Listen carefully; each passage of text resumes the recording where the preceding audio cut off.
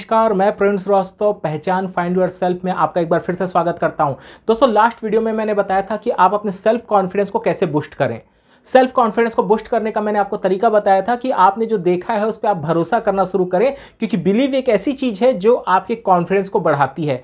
और फिर मैंने बात किया था कि आप अपने बिलीव को किस तरीके से बढ़ाएं, इस टॉपिक पे हम डिस्कशन करेंगे इस वीडियो पे। सो दोस्तों, आइए हम बात करते हैं कि हम अपने भरोसे को कैसे बढ़ा सकते हैं, अपने विश्वास को कैसे बढ़ा सकते हैं। क्योंकि ये तो बात आप भी जानते होंगे कि जिस जगह पे भरोसा नहीं होता, चाहे वो कोई रिश्ता हो, चाहे कोई बिजनेस हो, अगर वहां पे भरोसा नहीं है तो वहां पे कामयाबी नहीं है। लेकिन इस बिलीफ को बढ़ाए कैसे, यदि हमें यह पता चल जाए तो दोस्तों हमारा काम बड़ा आसान हो जाता है। सो आइए जानने का प्रयास करते हैं कि आखिर हम अपने बिलीफ को कैसे बढ़ा सकते हैं। एक बहुत ही शानदार चीज आपको मैं बता रहा हूं, एक्सेप्टिंग इज ए मैजिकल की।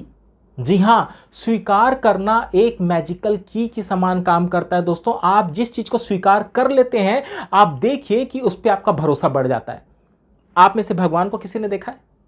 नहीं देखा, लेकिन जब आप स्वीकार कर लेते हैं कि हाँ कोई शक्ति है, तो आप देखिए उस पर आपका भरोसा बढ़ जाता है।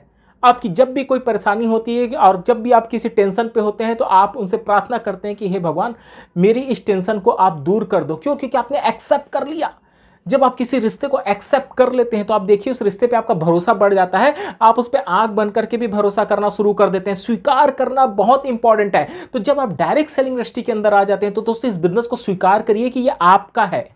अक्सर जब आप इस बिजनेस में आते हैं तो आप क्या करते हैं कि ये सीनियर का बिजनेस है, ये सोचते हैं। वो ट्रेनिंग पे बुलाते हैं तो आप आएंगे, वो प्लान पे बुलाएंगे तो आप आएंगे, तब आप उनके अकॉर्डिंग काम करने की कोशिश करते हैं। जी नहीं, आपको अपने अकॉर्डिंग काम करना है। आपको खुद से ट्रेनिंग पे जाना है, आपको खुद से प्लान पे जाना है, आपको खुद लिस्ट मेकिंग करनी है। आपको ऐसे ट्रीट करना है जैसे ये आपका बिजनेस है।